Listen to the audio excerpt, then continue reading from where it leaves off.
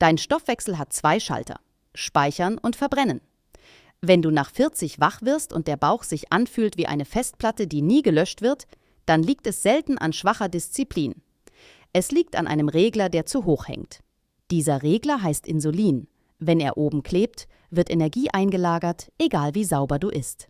Wenn er runtergeht, beginnt dein Körper ganz selbstverständlich zu verbrennen. Heute zeige ich dir, wie du diesen Regler über den Tag verteilt neu einstellst. Kein Kalorienzählen, keine 5 Stunden Cardio. Nur ein paar Entscheidungen zur richtigen Zeit, die sich auf Blutzucker, Heißhunger, Schlaf und Bauchfett auswirken. Und weil dein Alltag keine Zusatzarbeit braucht, bekommst du gleich einen klaren Tagesfahrplan von morgens bis abends, inklusive einfacher Essensbeispiele und 2 Mini-Routinen, die deinen Blutzucker messbar glätten. Lass uns starten. Du gibst dir Mühe. Du reduzierst Süßes, du gehst mehr spazieren, du isst den gesunden Joghurt mit dem grünen Etikett. Trotzdem bleibt das Gefühl, es tut sich zu wenig. Der Grund ist, dass dein Körper nicht jede Kalorie gleich behandelt. Er fragt zuerst: Wie viel Insulin ist gerade im Blut unterwegs? Insulin ist kein Bösewicht, es ist ein Botenstoff, aber es hat eine starke Priorität: Sicherheit vor Verbrennung. Für deinen Körper bedeutet Sicherheit Energie wegpacken. Das ist sinnvoll, wenn Essen knapp ist. In unserer Welt sorgt es dafür, dass Energie in Zellen gedrückt wird, bevor du überhaupt an deine Reserven kommst. Du fühlst dich satt und müde gleichzeitig, als würdest du mit angezogener Handbremse fahren. Was viele unterschätzen: Es sind nicht nur Süßigkeiten, es sind Reihenfolge, Uhrzeit, Schlaf, Stress und flüssige Kalorien. Ein Glas Saft, ein Latte nach dem Essen, Nudeln vor dem Eiweiß, spätes Snacken. Jedes Mal ein kleiner Schub nach oben. Nicht dramatisch, aber addiert über den Tag. Und dann wunderst du dich, warum der Gürtel enger sitzt, obwohl du eigentlich wenig isst.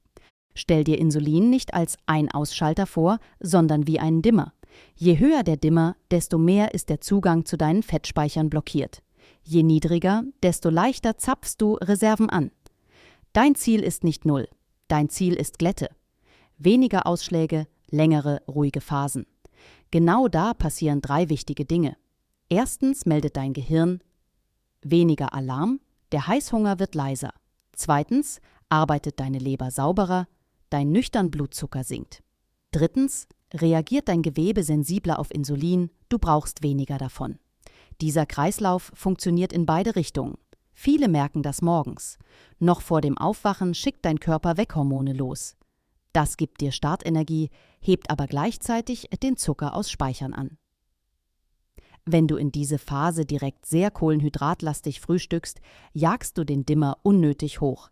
Dasselbe Spiel am Abend. Der Körper möchte reparieren, aufräumen, Fett freigeben. Spätes Snacken macht daraus eine Nachtschicht fürs Speichern. Die Lösung ist kein Dogma, sondern Timing und Reihenfolge. Lass uns den Tag von oben nach unten neu verkabeln. Morgens. Du wachst auf, trinkst ein großes Glas Wasser. Wenn du magst, ein Spritzer Zitrone oder purer Kräutertee. Kaffee ist fein, aber ohne Milch und Zucker in der ersten Runde. Warte mit dem Frühstück mindestens 1 Stunde, besser 2, wenn dein Alltag das zulässt. In dieser Spanne senkt sich der morgendliche Dimmer ganz von selbst.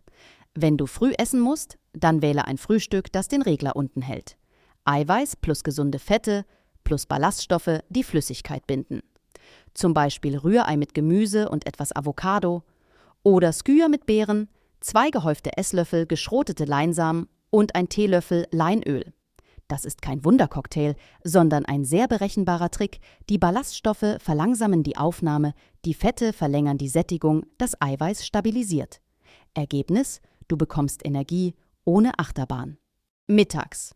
Hier ist die wichtigste Regel: Reihenfolge schlägt Verzicht. Starte mit Eiweiß und Gemüse, lege Kohlenhydrate ans Ende. Erst ein Stück Fisch oder Hühnchen oder eine Linsenpfanne, dann Salat, dann die Kartoffeln oder der Reis.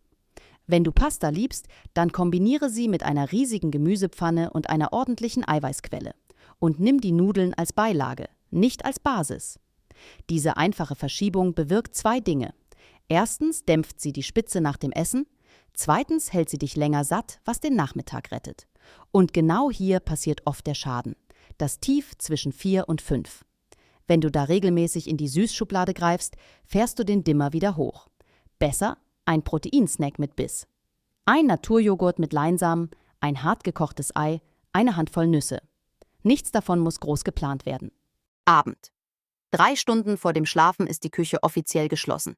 Wenn du um 22 Uhr ins Bett gehst, dann ist 19 Uhr eine gute Grenze. Die letzte Mahlzeit so bauen, dass du nicht mit vollem Magen ins Bett fällst. Eiweiß und Gemüse führen, Kohlenhydrate klein und möglichst stärkeärmer, wenn Schlaf oft unruhig ist. Eine Gemüsesuppe mit Bohnen und Kräutern, dazu ein Stück Fisch, ist ein Beispiel. Und dann kommt die unscheinbare Routine, die unterschätzt wird. 10 Minuten Bewegung nach der größten Mahlzeit des Tages. Kein Workout. Ein flotter Spaziergang um den Block, ein paar Treppen oder wenn es regnet, langsame Kniebeugen am Küchentisch. Deine Muskeln saugen in dieser Zeit Zucker aus dem Blut wie ein Schwamm. Du fühlst dich leichter und der Dimmer rutscht nach unten, ohne dass du ihn siehst. Stress und Schlaf sind die beiden schweren Gewichte auf deiner Waage. Hoher Stress hebt Insulin, schlechter Schlaf macht dich am nächsten Tag hungriger und impulsiver. Du brauchst keinen Wellnessurlaub, du brauchst einen Abendanker. 2 Minuten Atemarbeit vor dem Schlafen, 4 Sekunden einatmen, 6 Sekunden ausatmen, 12 Mal. Danach Licht aus, Schlafzimmer kühl, Geräte raus. Es klingt banal, aber es senkt messbar die innere Anspannung und dein Körper schickt weniger Notfallsignale. Über Wochen spürst du, dass weniger Willenskraft nötig ist, weil weniger Alarm im System ist.